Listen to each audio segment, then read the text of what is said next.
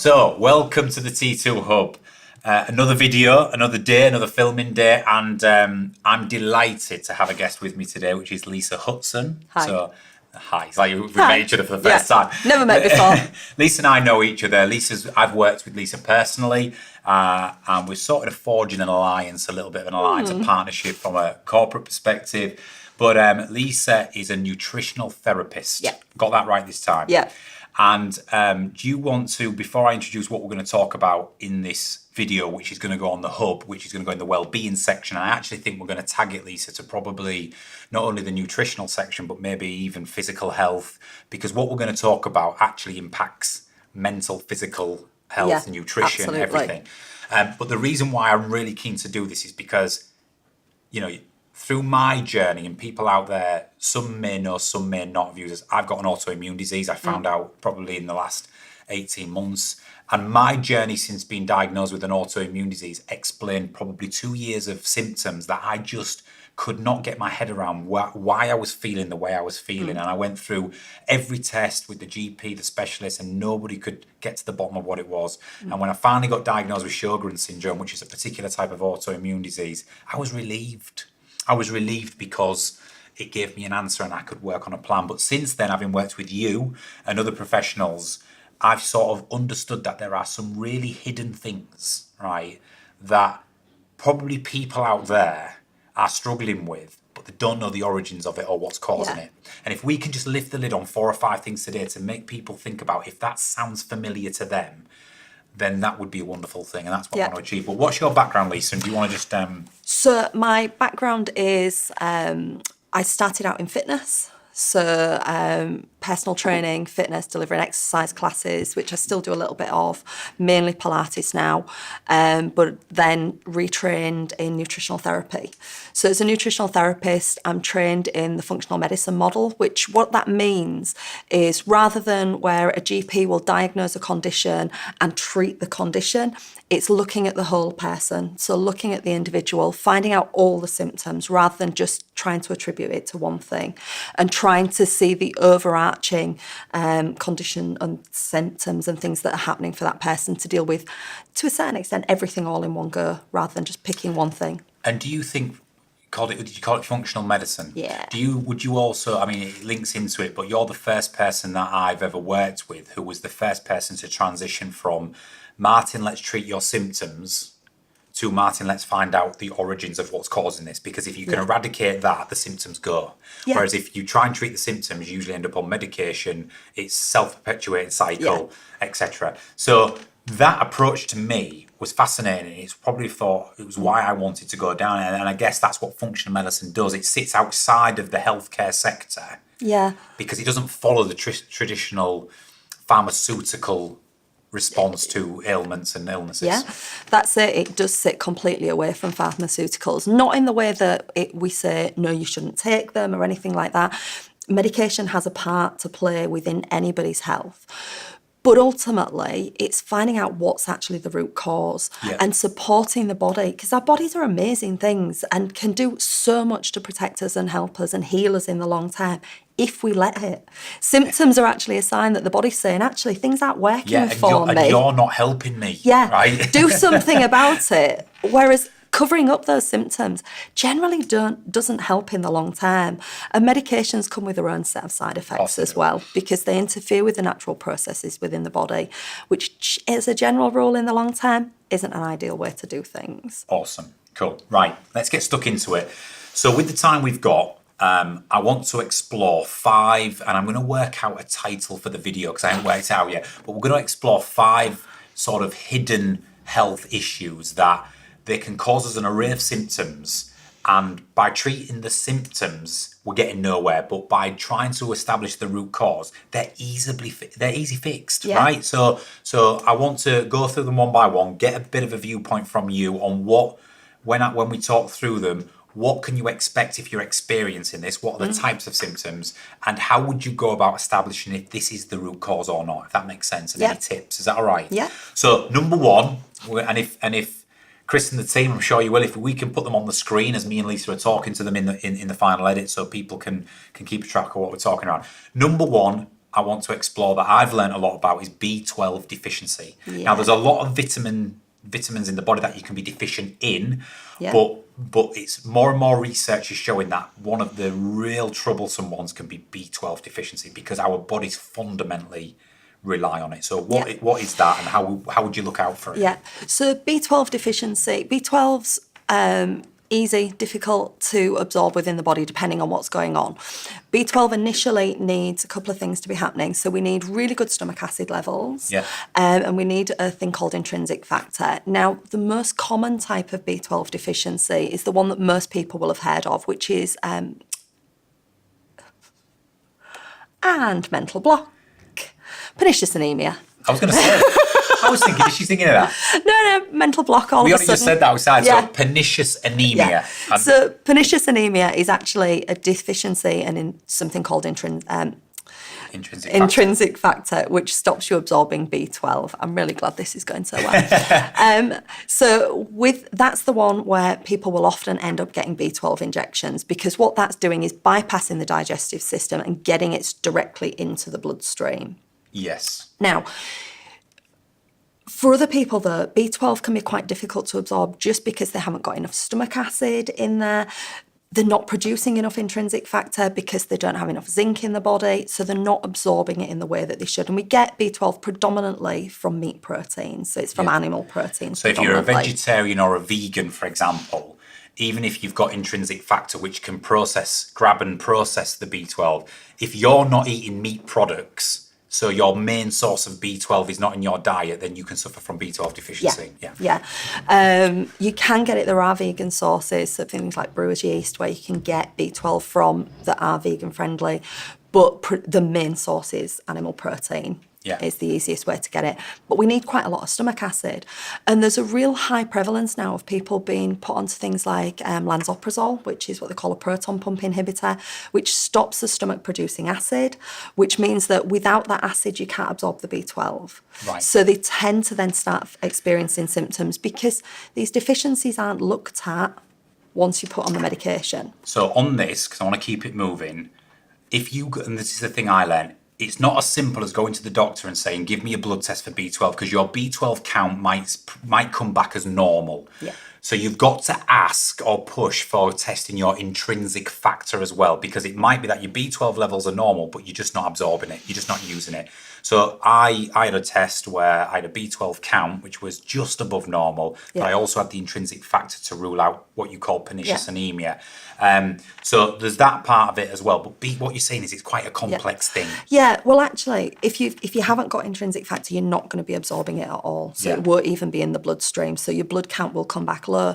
But that kind of definition of high and low as well, or within range, is actually really grey, because actually you can be within range, but for one individual, they might feel okay at being your level just within range, but actually some people need to be right up at the top end of the range to feel okay. So just because you're in range actually doesn't really mean that you're okay if you're still symptomatic at that point. Everybody's different, and you cannot take one reading and say, I think in the UK we say 175.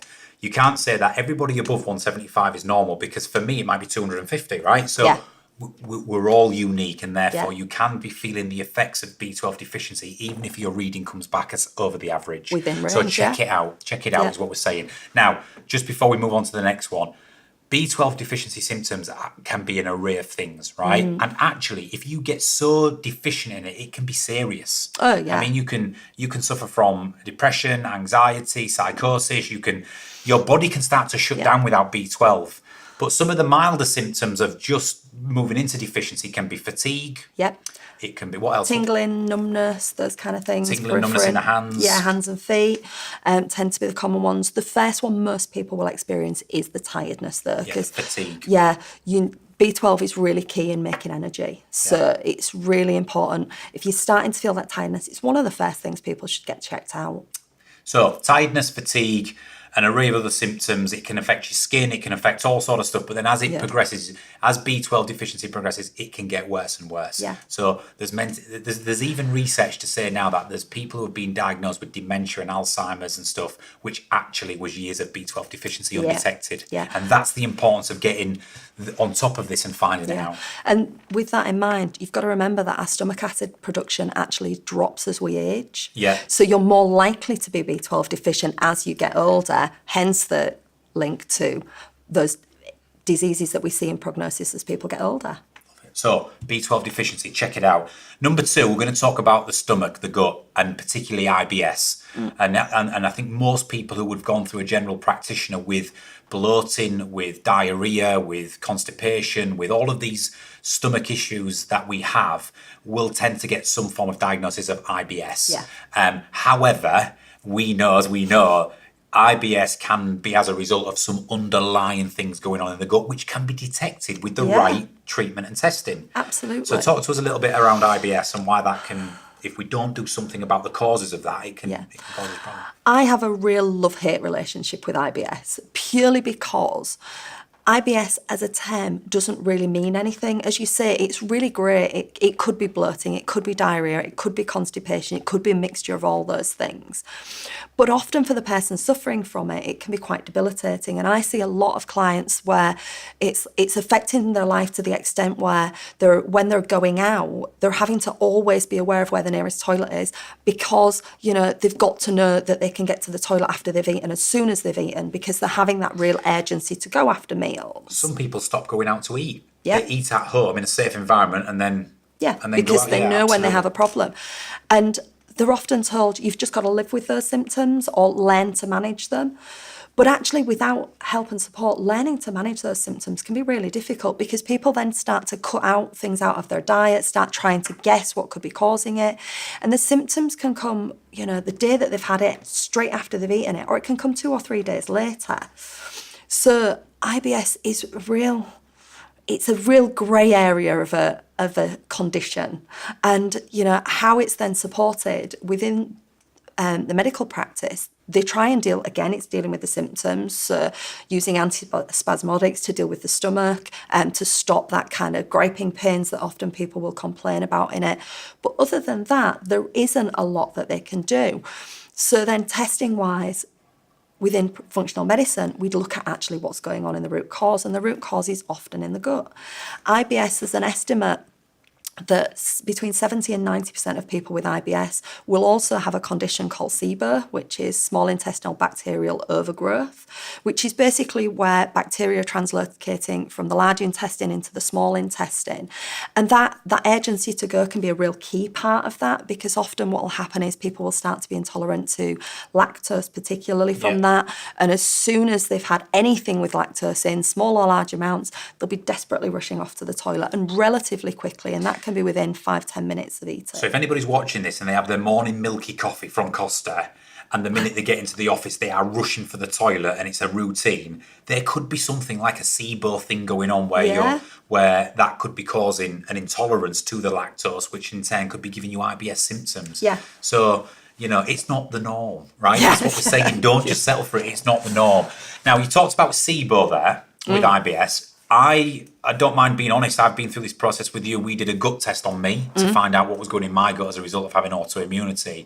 And one of the things that came back was Candida. Yes. Now, Candida is a bit worse than SIBO. I mean, they're all not nice, but Candida is an overgrowth of a particular bacteria that feeds on sugar and starch and all of stuff. Yeah. And if it overpowers your gut and in excess, it can give you problems. Trust me, it can give you symptoms, right?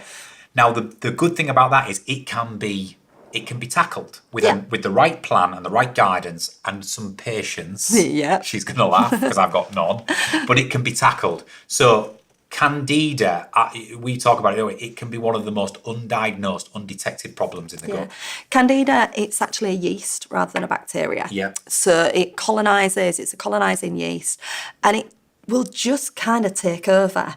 And often what will happen in the gut is whatever's living in your gut, what it wants to eat is generally what you will eat. So often with something like Candida, people will experience real kind of strong sugar cravings. And when I'm having conversations, they'll be like, I didn't even want the bars of chocolate, but I had to have the sugar.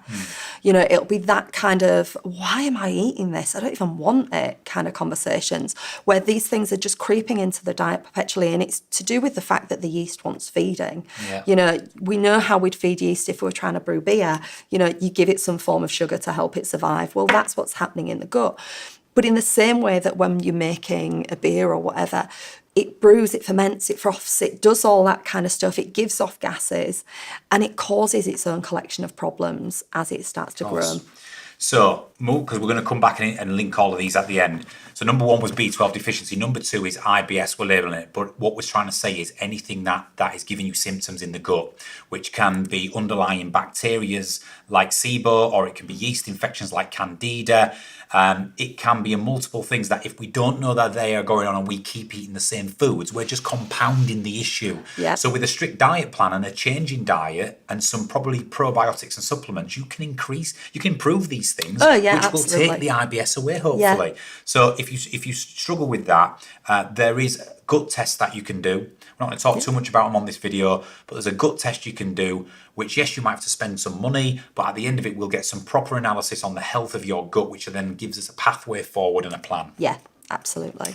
Right, number 3. This all links in, and we're going to link them at the end, but food intolerances. So you've heard, it's quite a buzzword at the minute in the modern day world, isn't it, to go gluten-free and vegan and all of this sort of stuff. But there's some serious reasons as to why the health benefits. Not everybody has to do it, but there's some health benefits to being, you think about food intolerances, you're looking at gluten, you're looking at dairy as the main 2.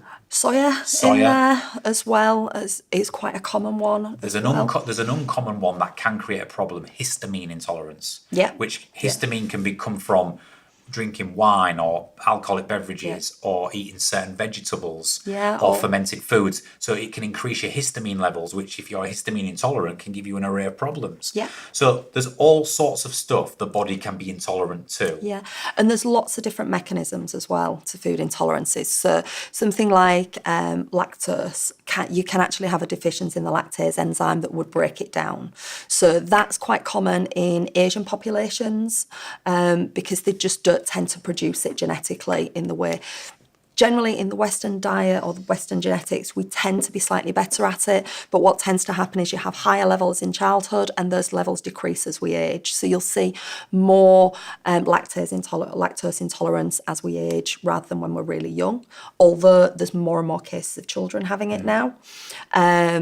You can also get an intolerance from what in essence is leaky gut. So leaky gut is one of those terms that UK GPs don't really like because the digestive system has to be semi-permeable. Yeah, which means, just for the viewers, particles of food can, if they're digested, can infiltrate the gut and flow out. It is permeable. Yeah. But your point is when it becomes not just permeable, but big chunks of undigested food are then breaking out into the bloodstream. That's where you can have a problem. So you're not getting, rather than getting nutrients into the bloodstream, which should be there, you're actually starting to get more like protein particles there. Yeah. And the body will mount an immune response to those. Yeah. And in the same way as it would mount an immune response to any other type of virus. Invader, and it will have that response to those. You've then got something like the histamine response, which is often it's to do with the buildup of the level of histamine you've got in your body. So we produce histamine anyway. People will know of taking antihistamines generally in relation to things like asthma and seasonal allergies. But we produce histamine within the body, but we can also then take it in through certain types of foods, as you've mentioned. And with those, it's about the levels, how much somebody is able to tolerate and deal with, because you've got an enzyme that removes that histamine from the body, helps to break it down and gets it out of the body. If the amount of histamine you've got in your body outweighs the amount of enzyme you've got, you're going to have a reaction. You're going to have a build-up, that's going to become intolerant, you're going to have symptoms. Yeah. Cool. Going to move it on. We're going to come back and wrap all these up. So we've done B12 deficiency. We've done the gut health, IBS, Candida, SIBO conditions, food intolerances. They can go and the reason we're doing this is because food intolerances can go undetected for years. And if you are blissfully unaware, you don't have to be having a complete what's the word? Anaphylactic response where your throat is closing up to say that you are intolerant of something. There's an allergy and then there's an intolerance or sensitivity. They're different. Yeah. But what we're saying is the food intolerance and sensitivities can still cause you problems. Yeah, because the thing is also food intolerances, if you're having that level of sensitivity, it'll often, what tends to happen in the body is because if it's having that food regularly, you tend to just get this long-term malaise, and it'll often be just feelings of fuzzy headiness, not really having much energy. Bloated, tired. Yeah, just feeling really, generally just not great. But you won't necessarily think it's anything in particular because that food's in your diet often enough that you never get a relief from those symptoms. And one of the things that we'll do in clinic is take foods out if we think there's a food intolerance. And people will suddenly start to feel much, much better and generally very, very quickly. Yeah. But then the other side of that is we might do a challenge where we put it back in. To see if they return. And when you put it back in, what you tend to have is a real crash of symptoms. You'll get a real kind of massive onset of symptoms because the body's been used to not having it, and they'll really feel a difference. And I like what you've said before. You can go through testing for intolerances and all the rest of it, skin prick test, all the rest of it. The golden standard is the elimination diet and the reintroduction and challenge, because that's going to give you the best indicator of what it is. Yeah. Right, moving on. Autoimmune conditions. Now, I know we haven't got enough time to do this justice. There are hundreds. Yeah. But I never, ever really looked into what autoimmunity was or autoimmune conditions until after 2 years of struggling with a lot of symptoms, I started to do a little bit of my own research. And although that can be the worst thing to do, in my case, it helped me get diagnosed because I wasn't getting answers. I have an autoimmune condition called Sjogren's syndrome, but let me just give you a couple of others as an example. Multiple sclerosis, lupus, rheumatoid arthritis, right? Thyroid issues. Diabetes is an autoimmune condition, right? Yeah. So it's any type of condition where the immune system is attacking your body mistakenly, thinking that healthy tissues are foreign invaders or whatever it might be. Something's gone wrong where your immune system is attacking something that's healthy, which is then giving you an array of problems and symptoms. Yeah. And there's so many different types that attack different parts of the body, and that's why autoimmunity is very complex. Mine attacks the moisture-producing glands in my body, my eyes and nose and mouth in particular. But it gives me all sorts of other symptoms, from joint pain to breathing, etc., etc. Now, why am I so passionate? Did I want to include it? Because I'm living proof that I was fit, healthy, not overweight. I trained every day. I'm ex-military, played sport, and this happened to me. And there was no logical reason for it in my mind at the time. Yeah. But since I've had it, I start to educate myself on it, and it starts to become more manageable when you can avoid the triggers that trigger more inflammation, and how I can start to tackle some of the other underlying things that might be causing it. Yeah. But how many people on this planet, Lisa, are probably living with an autoimmune condition that are undiagnosed? Well, if you think about something like hypothyroidism, if you think about how many people have that, there's an estimation that within the UK, between 70 and 80% of the people with hypothyroidism actually have a condition called Hashimoto's, which is the autoimmune version of hypothyroidism. Now, in the UK, they don't even look for it. As a general rule, they don't check for the antibodies because the treatment within medical practices is exactly the same. People are put on thyroxine. So they just disregard the autoimmune component of it, but it's still there. So they will still get symptoms from the autoimmune part, still get the joint pain, often they'll still get some of the dry eye symptoms. They'll get symptoms linked to it, but when their blood results are checked, the hypothyroidism's absolutely fine because the thyroid levels that they're checking, they're all in order. But actually the underlying condition of hypothyroidism hasn't been checked. Yes, and you make a good point, because before I was diagnosed with Sjogren's syndrome after 2 years, I would say I had 12, maybe 15 sets of blood tests over 2 years. Every blood test came back, Martin, you're fine. Your blood count's fine. This is fine. Your B12 levels, you've got no diabetes issues going on. It was all fine because they were checking general, because there's so many blood tests you can do, right? Yeah. And it was only until I mentioned it to one GP, and I'll never forget, about an autoimmune condition, that they tested me for a blood test, and I went into the nurse, and the nurse read the blood test, and she went, "Ooh, I've never heard of that one before. That must be a special blood test," she said. Anyway, she took the blood test. 24 hours later, it came back that I had antibodies in my blood. It was anti-LA and anti-Rho, which can only be detected by a specific blood test. Yeah. And all of a sudden, I was diagnosed with an autoimmune condition where I'd been told I was fine for 2 years. And it must be stress. It must be a food intolerance. It must be hay fever. And at one point, it was hay fever and seasonal allergies. Yeah. And when you're going out your mind, because I'm thinking something isn't right and it's not that. So what I would say in terms of what you just said is there are hundreds of autoimmune conditions. And to get to the bottom of it, you need a practitioner who's willing to give you specific tests to ask specific questions. So don't give up. No. Don't stop pushing and taking it in your own hands, because autoimmunity it's an invisible disease at times, but it's so debilitating. Yeah. Unless you get an answer and you get the right plan going forward. Yeah. We'll come back to that. Last one, number 5, stress. So when all's said and done, it doesn't always have to be a vitamin deficiency or something in the gut or an intolerance or an autoimmune condition. Sometimes it's stress. It's the cortisol release, the response, the overload of the stress response that just wipes us out. Yeah. And over time, it can have massive impacts. When you look at people where they have chronic fatigue, there's a condition, again, not recognised in the UK called adrenal fatigue. And the reason it's not recognised so much is the adrenals, the way they work is they ebb and flow. You have peaks in your adrenal output, you have drops in them. Adrenal fatigue ultimately links to the fact that it's staying low a lot of the time. You might still get some peaks in there, but often it will stay really low. And that chronic fatigue kind of sensation, I've seen clients where they're really struggling to kind of just get up and move about during the day. Yeah. They literally just want to stay on the sofa, but they're having to drag themselves around, and they really do feel like they're dragging themselves around from one thing to the next in order to get their day done. And the problem with adrenal fatigue, isn't it, Lisa, is that the one thing you need is rest and sleep. But one of the things it inhibits is sleep. Yeah. So you've struggled to sleep, which is then a catch-22 because the cycle continues. Yeah. What will often happen though first, before people get to the real fatigue stage, is what they'll find will happen. They'll start to get really tired first thing in the morning, but then in the evenings, they feel really wide awake. And when you ask people, what's the best part of your day? They're like, I'm wide awake at 9 o'clock at night, 10 o'clock at night, can't go to sleep, I've got loads to do. And they're staying up quite late, but then in the morning they feel atrocious. And that's to do with the fact that your adrenals actually work the hardest first thing in the morning. So you get what happens at the beginning of the day, you get a shot of cortisol out. Yeah. And that shot of cortisol ultimately wakes you up. It's a bit like our internal alarm clock going, come on, time to get out of bed. And that's what gets us up in the morning. Over the day, your adrenals are supposed to drop down, the output's supposed to reduce, enabling you to sleep.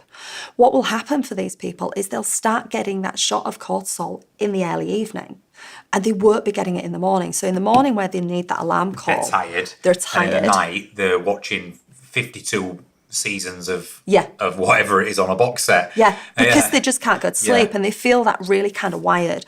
And often they'll say they feel that real kind of sense of wired and tired. It's, I know I'm tired, but I just can't stop. It's that kind of jittery So anybody edge who's of listening tired. to this, Lisa, who is resonating with this, is there something you can do to correct that? Oh, yeah. There is a plan. Yeah, absolutely. I mean, all of what we're talking about, if you can identify what it is, there's always a plan. Yeah. Managing that's not always the easiest thing. Because when you're saying about, you need sleep, but you can't get it. Often the key time that people need rest is that first thing in the morning. When the adrenals would be doing their highest level of work, that's actually the point where you'd need to kind of rest and relax. Well, for most people, that's actually quite difficult because, you've got to get up, you've got to get the family up, you've got to get out to work, all those kind of things. So resting at that point actually then becomes, I can't do that. But weekends and things, you've really got to try and tap into taking some time back and, fitting in rest and actually making it a priority because it's something we don't do. We just don't take care of ourselves. I've got 3 kids under 10. They also play sports. We're running all over trying to have a nice weekend, and sometimes it's Monday again, right? Yeah. So we've got to do that. Right. Why have we talked about 5 things? So we've got B12 deficiency, we've got IBS, we've got food intolerances, autoimmune conditions and stress. All of these things can go undetected if we're not seeing the right people and asking the right questions. It's not about the thing why this is so important, because the symptoms of all of these things can be similar. In fact, one of these things can drive another one. So when you've got candida, it can drive autoimmunity. When you've got autoimmunity, you can be depleted in B12 deficiency, right? So all of a sudden, you can get yourself worked up into wondering what the hell is going on. Yeah. But the idea is to establish the root cause. Yeah. So you can't just treat symptoms, and if they don't work, we'll treat another load of symptoms and we'll try another thing. Let's establish, I love your approach, because the approach of functional medicine is let's find out by a process of elimination or some investigation what is likely to be the root cause. Yeah. And then what we can do is set off on a path to fix this. Yeah. And so what I'm saying is, for anybody watching or who's resonated with any of the symptoms we've talked about, or struggles with fatigue or anxiety or whatever it might be, what's the first port of call? Is it, you're a big believer in before you jump into anything, we need to follow a process? Yeah. So generally, with anybody that's thinking about going on this kind of journey, I would always want to sit down with them and just have a chat initially. So have a chat like we did, find out what's going on so I can give them an idea of what's going to be happening moving forward. Because when we're looking at dietary changes, particularly, and you know yourself how big those dietary changes can sometimes be, you have to be in the right headspace to do that. And if somebody isn't ready to do that, yes, you hate your symptoms, you're having a rough time of it, but actually you have to be in the right place, in the right headspace to move that forwards. So I always like to sit down with people and have that chat with them so they can get an idea of what it's going to look like moving forward. Believe me, you have to be in a space where you've had enough. Yeah. Where you've just had enough and you're saying, I don't care what it takes. And because it's so easy to get 2 weeks into a plan, start feeling better and go, I've done it. I'll have a bottle of wine and a takeaway tonight because I've bloody earned it. And then you're straight, it's like snakes and ladders. You're straight back down the snake and you're starting off again. And you're absolutely right. It takes willpower and discipline, but it's so worth it. It's so worth it. So we've got a few minutes left. So first of all, you would say, let's have an investigative period where we ask questions. You get people to fill out some forms around symptoms, around what they're experiencing, when they're experiencing, food diaries, all of that, so we can get a snapshot of what might be going on here. Then and only then can we start to proceed with protocol, supplementation, plans, whatever it might be. Yeah, and it always has to be something, because obviously we've always got an ideal of what we're going to work to. But that doesn't always work in everybody's lives. So it's about finding a plan that will fit into that person's life. So there's a lot of discussion around what you're able to do. If we're looking at, doing something quite severe where we're taking out quite a few foods, or if we think there's a food intolerance and we're doing elimination and challenge, what would that look like? How are you going to fit that into your life? What does that then mean for your family? Have you got a party planned next week? What does that then look like? Because one of the things you always say to me is it has to be achievable. It can't be too extreme. It's got to be achievable, right? If you're going to sustain it, it's got to be reasonable and achievable. Yeah. So this is important because I've been through the journey myself. And what I would implore people to do is don't just struggle on. If you think something's not quite right and you're not getting anywhere, go through this process. Go through this process, because the reason we're talking about nutrition and food a lot is because I say you are what you eat. Lisa has a different phrase, which I love. You are what you absorb. Yeah. Right? And with the last minute left, I'm just going to summarize this. You are what you absorb. Everything you put into your body, the gut drives everything. Usually by adjusting diet and getting smart, you can start to fix and significantly improve some of the things we've talked about. Lisa, 30 seconds left. Where can people contact you? I mean, you can come through Trans 2, T2. We can set you up with a consultation with Lisa, or they can visit you direct at www.lisahutson.co.uk. Lovely jubbly. Lisa, that's all we've got. I wish I had more time. I know. Thank you very much. And thank you for, hopefully that's been of use. And we'll be back in the Wellbeing section shortly with another T2 Hub video. So Lisa, thank you Thank you very much.